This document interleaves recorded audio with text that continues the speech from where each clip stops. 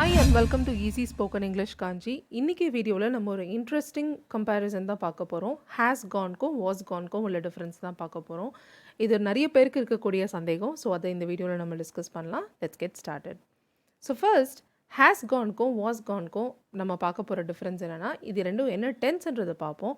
Has gone வந்து present perfect tense, was gone வந்து past simple tense. Present perfect tense என்ன ஸ்ட்ரக்சரில் இருக்கும்? Subject have or has plus past participle.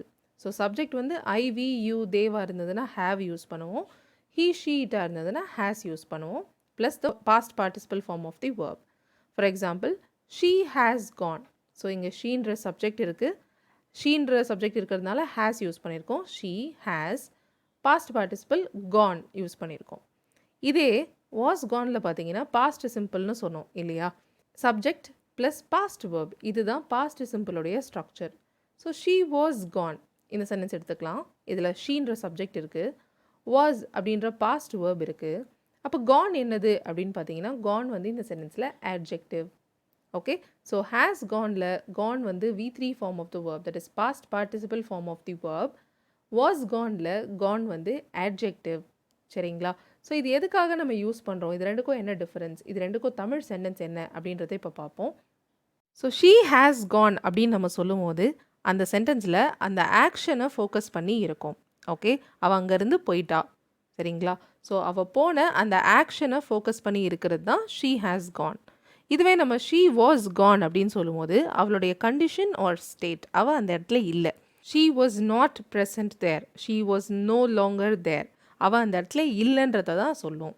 Okay, இதுக்கு எக்ஸாக்டாக தமிழ் சென்டென்ஸ் பார்த்தீங்கன்னா அவள் போனவளாக இருந்தாள். பட் இந்த மாதிரி நம்ம பேச மாட்டோம், இது லிட்ரல் டிரான்ஸ்லேஷன், பட் இதை யூஸ் பண்ண மாட்டோம். அவள் போயிட்டான்னு தான் சொல்லுவோம். ரெண்டுத்துக்குமே she has Khan, she was Khan, ரெண்டுத்துக்குமே அவள் போயிட்டா. பட் அவள் இப்போது நம்ம வீட்டுக்கு வந்திருந்தா, கிளம்பிட்டா, போயிட்டான்னு சொல்லும்போது ஷி ஹஸ் கான். ஓகேங்களா? ஷி வாஸ் கான் அப்படின்னு சொல்லும்போது நான் வீட்டுக்கு போனேன், அப்போ அவள் அங்கே இல்லை, அவள் போயிட்டா, இந்த மாதிரி சொல்கிற நேரத்தில் she was Khan when I went home அப்படின்னு சொல்லலாம். நான் வீட்டுக்கு போனப்போ அவள் அங்கேருந்து கிளம்பிட்டு இருந்தா, நான் வீட்டுக்கு போகிறேன், அப்போ அவள் அங்கே இல்லை, அவளுடைய ப்ரெசன்ஸை தான் நான் சொல்கிறேன் இல்லையா? ஸோ அப்போது she was Khan when I went home அப்படின்னு சொல்லலாம். ஓகே, ஸோ இன்னும் சில எக்ஸாம்பிள்ஸ் பார்ப்போம். He has already surprised her on her birthday. So இங்கே he has surprised. ஸோ இந்த இடத்துல ஆல்ரெடின்ற ஒரு வேர்டையும் யூஸ் பண்ணியிருக்கேன். He has already surprised her. அவன் அவளை ஏற்கனவே அவளுடைய பர்த்டேக்கு சர்ப்ரைஸ் பண்ணிட்டான் அப்படின்னு சொல்கிறோம். ஸோ அவன் சர்ப்ரைஸ் பண்ண ஆக்ஷனை ஃபோக்கஸ் பண்ணி இந்த சென்டென்ஸ் இருக்குது. அப்போ அவள் எப்படி இருந்தா அந்த டைமில், அவன் சர்ப்ரைஸ் பண்ணப்போ ஏற்கனவே பர்த்டேக்கு சர்ப்ரைஸ் பண்ணா இல்லையா, அவள் எப்படி இருந்தா, அவளுடைய கண்டிஷன், அவளுடைய ஸ்டேட் என்னவாக இருந்ததுன்னா she was really surprised. So has சர்ப்ரைஸ்டையும் வாஸ் சர்ப்ரைஸ்டையும் இங்கே கம்பேர் பண்ணியிருக்கோம். அவளுடைய ஸ்டேட், அவளுடைய கண்டிஷன் அந்த டைமில் எப்படி இருந்ததுன்னு சொல்கிறதுக்கு தான் ஷி வாஸ் சர்ப்ரைஸ்ட் அப்படின்னு சொன்னோம். இன்னொரு எக்ஸாம்பிள் பார்ப்போம்.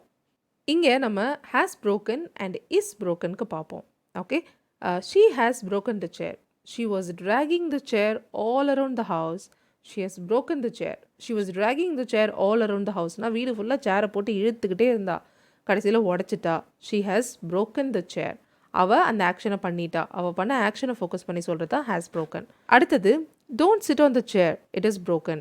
அந்த சேர் உடைந்ததாக இருக்கிறது. எப்படி இருக்கிறது ப்ரெசென்ட்டில் சொல்கிறதுனால இட் இஸ் brokenன்னு சொல்கிறோம். So I tend sit on the chair because it was broken. நான் அந்த சேரில் உட்காரல, ஏன்னா அது உடைந்ததாக இருந்தது, உடஞ்சிருந்தது, இப்படி தான் நம்ம பேச்சு வழக்கில் சொல்லுவோம். பட் அதுக்கான லிட்டில் சென்டென்ஸ் இது தான். ஸோ ஹேஸ் கான் அப்படின்னா ஆக்ஷனை ஃபோக்கஸ் பண்ணி சொல்கிறது, அவன் அந்த இடத்துலேருந்து கிளம்பிட்டா. ஹேஸ் சர்ப்ரைஸ்ட், அவன் சர்ப்ரைஸ் பண்ணான். ஹேஸ் broken, அவள் உடச்சிட்டா. இது எல்லாமே ஆக்ஷனை ஃபோக்கஸ் பண்ணி சொல்கிறது. Was Khan, was surprised, was broken or is broken, இதெல்லாமே பார்த்தீங்கன்னா அந்த சப்ஜெக்டோடைய ஸ்டேட் ஆர் கண்டிஷன் இதை சொல்கிறதுக்காக யூஸ் பண்ணுறது. ஸோ புரிஞ்சிருக்கும்னு நினைக்கிறேன். இன்னும் இந்த மாதிரி நிறைய 4-minute குவிக் கைட்ஸ் நம்ம பார்க்க போகிறோம். So keep supporting. Thank you so much for watching this video till the very end. I'll see you all in the next video. Till then, take care and bye.